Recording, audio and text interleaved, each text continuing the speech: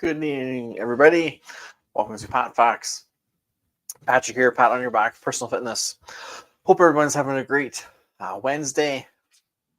As we record this, it's November 13th. We're already just about halfway through November. Time flies, you're having fun.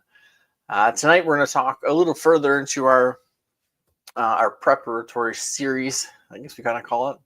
We'll think of a better name for it than that, but every year around Thanksgiving, just after we kind of start our prep for 2025 or the next year, picking our goals, getting things ready so that we try to maybe come up with a little bit of a better plan than a traditional New Year's resolution. Not that there's anything wrong with setting those, but success rates aren't really high. Usually they're like a last minute, spur of the moment kind of thing. We want to create goals, create habits, create lifestyles. So we start now the planning process to get into that. So when January 1st gets here, we've already got some momentum built. We've already got things in place. We've already maybe even tried a few things and know what's working, what isn't, tweaking if we had to. We chatted last week about revisiting what you had done this year, what worked, what didn't, or even just in the past, thinking of your goal accomplishments, your goal setting in the past, what worked for you, what didn't, and kind of building on that. Tonight, we're going to get into kind of specifics of things to think about when you're setting goals. And then what we'll do next week is probably hammer that a little bit more. And again, get a little deeper into that specific goal itself. We want to think of a big BHAG, they're called, a big, hairy, audacious goal that's going to be due or accomplished by December 31st, 2025. And then again, we start it now to get that ball rolling forward. So tonight we're going to talk about goal setting. Last week I asked you to brainstorm a bunch of goals that came to mind. They may have stacked on top of this year's goal or been the next step after this year's goal, or it could be something completely different, which is fine. But I asked you to brainstorm just a bunch, whatever would come out as far as goals and accomplishments and things you want to do, and then see if any of them could be thinned out, or maybe you'd have things could be combined. Maybe this goal and this goal, if we put them together, actually would create this goal in the middle, just to thin out the list a little tiny bit. But what we want to cover tonight are ways to set goals so that, again, we can set ourselves up for a high level of success, because that's what we want. We want to set these goals and have plans in place to help us accomplish them. Keeping in mind that it is a New Year resolution is the official name of it. It's not a January resolution or a January to March resolution. We have the whole year to do this. So we're going to kind of, again, fine-tune our goal setting approach. We're going to pick a goal, and then we're going to work on reverse engineering in the upcoming weeks. So we set our goal. Now let's work backwards. What can I do the day before my goal is accomplished? What's that step? I'm working backwards kind of from there to have maybe 3, 6, 9 month goals and check-ins, weekly goals, that sort of thing to help us stay on track. But what we want to look at tonight is thinking of, again, how you want to set your goals. And what happens to a lot of people when they set goals or resolutions, they're too vague about it. It's too broad. I want to work out more. Okay. I want to run more. I want to learn a language. Okay, let's narrow this down. What do you want to do? You want to work out more. Why do you want to work out more? So a lot of it's knowing the reasoning behind your goals. And when you really find that reasoning, then that's how you can kind of set yourself up. And what you want to think of as a SMART goal. So SMART is an acronym, stands for specific, measurable, attainable, realistic, and timed. So we want to use that process to help set our goal. We want to be a first letter S, as specific as possible to us. So we talked about having accountability partners and coaches with you, and that's all great. We should have that in our support system. But you may have an accountability partner who maybe their goal doesn't fit with you, and vice versa. And that's okay. You can support each other on each other's goal journey. It may not be 100% the same, but your goal should be specific to you. And you may draw inspiration from other people who are setting goals similar to what you want to accomplish. But again, everyone has different backgrounds, experiences, so the goal should be specific to you. If you and I both want to run a marathon by December 31st, but I've been running half marathons and you're just getting started in running, then our goals need to be a little more specific to us, or maybe the timing and the training need to be a little more specific. So think of a nice specific goal to you. Think, what is something you want to accomplish? And then as you're thinking of these things, or if you have your list from last week, go through that. And again, pick out a few. Are there some that you can really tailor to you, to be specific to you? And as you're making them specific to you, try to think of your why. Why do you want that goal? I want to be able to run a half marathon this year. Well, why? Because running is good for me. I want to be healthier. Why? Because I want more energy to do things after work when I get home. I don't want to feel so drained. Why? Because I have a young family I want to spend time with and have energy for, be able to do things together. There you go. There's your ultimate why. You may have to ask yourself why 4 or 5 times, maybe 6, but set a goal, think of your why. And specificity will help that, a specific goal to you. If you just say, I want to run more, it may be harder to get to that goal, or it may take more steps. But if you can be very specific to what you want, that gives you kind of that good head start of finding your why. Your why is the actual reasoning behind wanting to accomplish this goal over the next year. And then again, that will help you fine tune it, make it again, the rest of the SMART acronym, which we'll go through in just a second. But what it also does is it provides you with some internal inspiration, motivation, which is key when we're trying to work towards the goal over the course of a year plus. Really, we're starting again. Technically, we're October. We kind of start with our gratitude challenges to get into that good mindset. So we're adding on kind of 3 extra months to our goal. So over a year, you want to be able to, again, have that why. There's going to be days where you're not going to want to work towards your goal. You're going to feel sluggish. You're going to feel a little down, maybe frustrated, potentially. Again, life's going to hand you different things that are going to get in the way. But really knowing your core essence, your why you want to accomplish this goal, that's what's going to be that motivator to kind of get you out of bed in the morning, to get you on that treadmill when you don't want to get you in front of the computer to learn when you're just not feeling it. Your why is there as that motivation. I can provide motivation sometimes as a coach and as someone who's providing information online. You can read, you can listen to music and get some motivation. But ultimately, that internal motivation is what's going to make the most difference for you. And the more we think about that and have it fine-tuned and have it specific, then again, that's going to give us that drive and that motivation to, and hopefully limit those days where you don't quite feel like doing it. Because you have that motivation, you have that kind of fire already burning. And then we stoke the fire with accomplishments and momentum and going forward. And then if we need to, we can maybe open the valve a little bit, let some heat out if we're not feeling it on some of those days to keep us moving forward. So think of a very specific goal for you, and then look into the why of that goal. And one may help the other. Maybe you'll have a goal, and when you make it more specific or go through all of these components, maybe that's when you can go back and look at your why. Or maybe thinking of your goal and trying to just make it specific, or just before you get into these steps, just thinking of it and asking yourself why. Maybe you can get to those points as well. Again, there's not kind of a right or wrong way. It's going to be whatever works best for you. But we want to have things, again, following the SMART acronym to increase our success.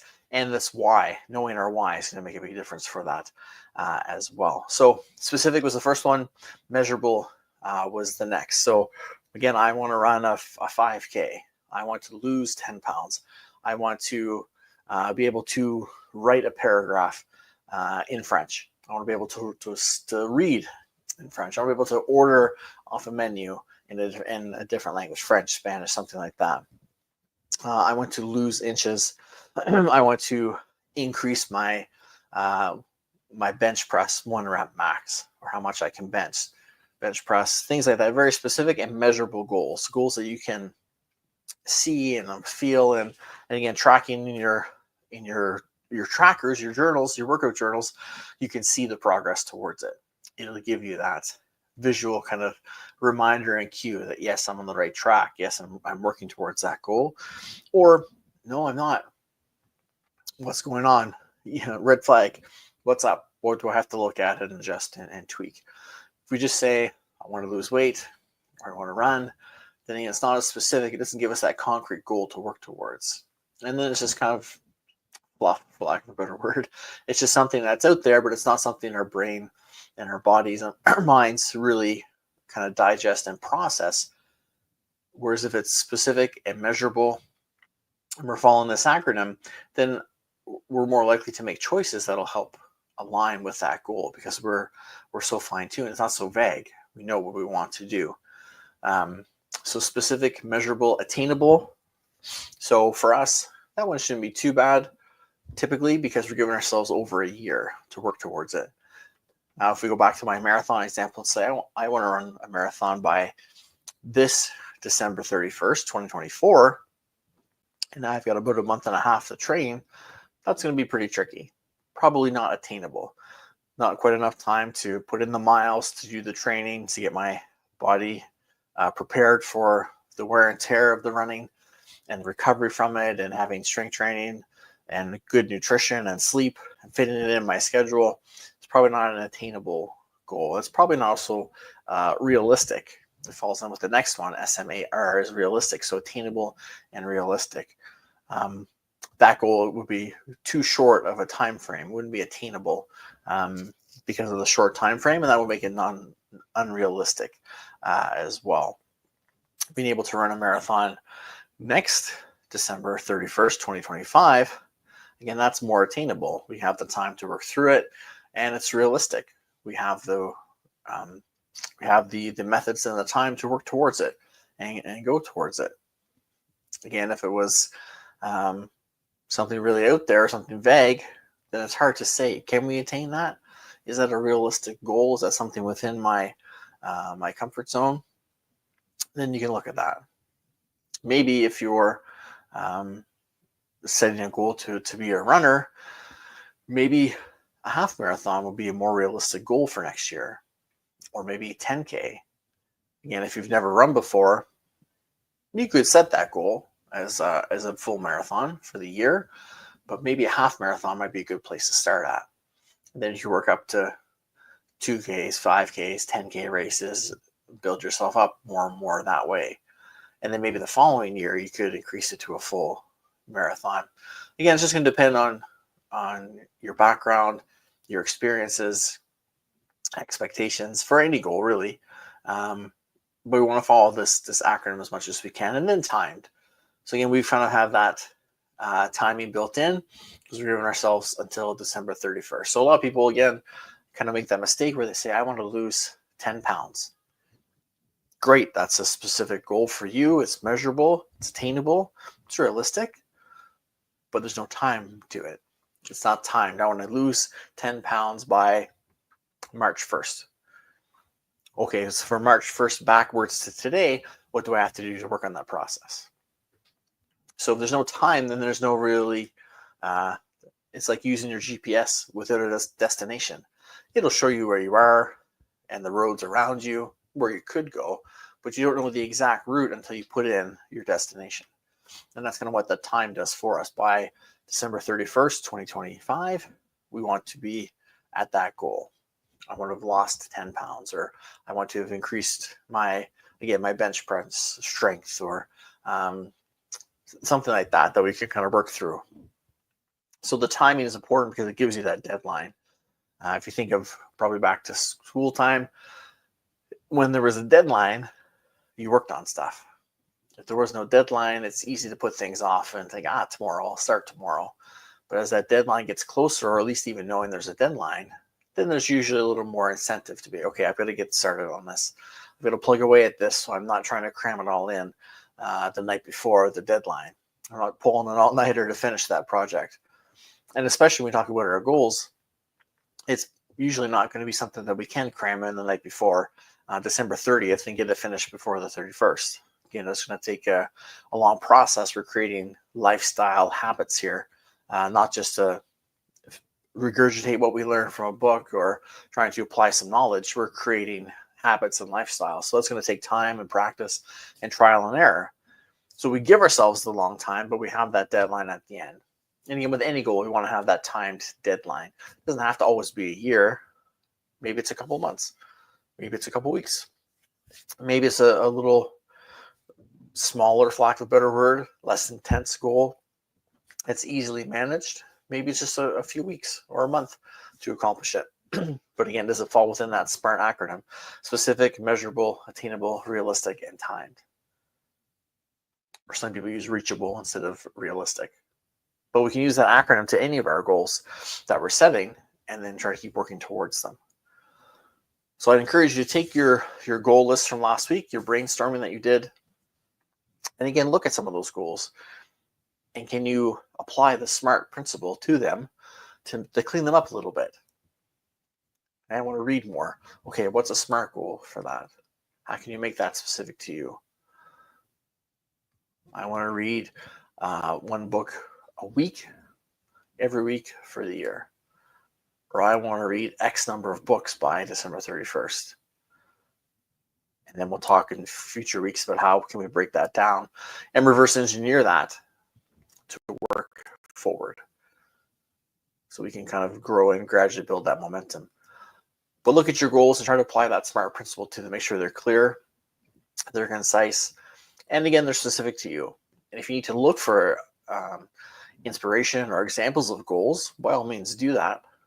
You get the web at your fingertips. But then again, bring it in and make it specific to you. What works for me may not work for you, and vice versa. We're different people, different experiences, different backgrounds, different health histories, maybe different injuries, different likes and dislikes. If I don't like to run, a running goal is going to be very hard for me. If you like to run, it's going to be easier for you because it's something you enjoy doing. So again, you can look for inspiration and maybe some ideas from other people, but make sure it's specific to you in the end, because that's, again, going to increase your chances of success a bit more because it's tailored to you. The SMART principles all fit you yourself. We can all use the SMART principle, but it creates that goal that's individualized for us. And then again, we can work with each other still and support each other through that and be accountable to each other. But we don't always have to be in the exact same goal space. We could just each be working towards a goal. And as we work through those goals, we keep each other accountable. So take your list, try to apply that SMART principle to it. And again, you don't have to pick a goal yet. Maybe again, you're whittling your list down to maybe 2 or 3 choices. Maybe the SMART goal process hopefully will help you realize that, you know what, this one, I can't make that a SMART goal. But maybe I can take a little bit of this and put it into this goal that I can make a SMART goal. So use the SMART principle to really fine-tune your goals. If you want to share them with us here in the chat or the comments, if you're live or again on recording, please feel free. We can even share them with each other. Again, maybe your ideas will inspire someone else, or we can give feedback to each other, maybe ways to make it more measurable or realistic, things like that as well. And if you're not comfortable sharing, again, you can always send me a direct message, and we could chat about it there as well. So think specific, measurable, attainable, realistic, and timed. SMART goals. Take your goals that you have brainstormed from last week, find the ones you can apply that principle to. That will hopefully either help you narrow down your list and or help you find your why. Once you maybe have 2 or 3 goals, think about your whys behind them and start to put that into play as well. So that when we do pick that one goal, the why is already there. We know the reasoning behind it. We've really made the goal specific, measurable, attainable, realistic, and we know our why. Why is this goal important to me? Why do I need to and want to accomplish this goal? And again, that's going to give us that big kind of big boost out of the starting gate. That's going to help us create that momentum and moving forward. And again, next week we'll talk more about kind of narrowing that goal down, into one big goal, maybe declaring some goals and starting to reverse engineer from there as well to get things rolling for us. So that's it for tonight, everybody. Thanks so much for tuning in. Whether you're here with us live or on the recording, we always appreciate you guys tuning in. I'm always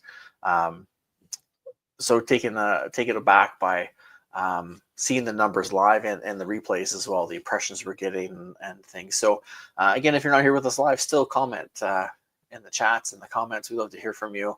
We love to make things interactive. We try to go in and answer as much as we can and be interactive with each other through the chats. So again, if you miss us live, it's okay. Hop in the comments, say hello, ask any questions, share your goals that you're working towards, and we can all help each other get better. And if you're watching this and are a fan, please share with someone who's maybe setting a goal, wants to be a bit better version of themselves in 2025, and would like to have a supportive community around them. Let's help this community grow so our positivity pandemic can spread even further than it already has. So again, that's it for tonight, gang. We'll see you next week, same time. Until then, remember, always make yourself the priority that you deserve to be by striving to be operationally fit. Stay safe. Take care. We'll see you next week.